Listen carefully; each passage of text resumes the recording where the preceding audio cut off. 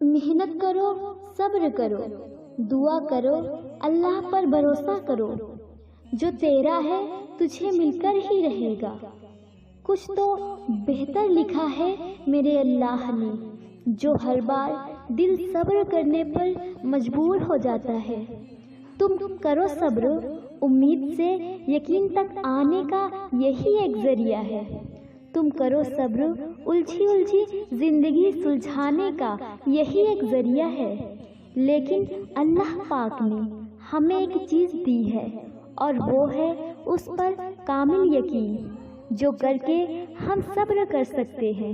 اور پتہ ہے، اگر ہمیں اس پر ملنے والے اجر کا پتہ چل جائے تو ہمارے لیے صبر کرنا اتنا مشکل نہ ہو۔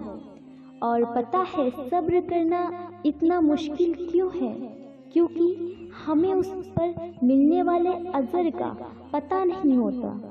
وہ تمہارا صبر رائگاں نہیں جانے دے گا، وہ تمہیں اتنا دے گا کہ تم سے سنبھالا نہیں جائے گا۔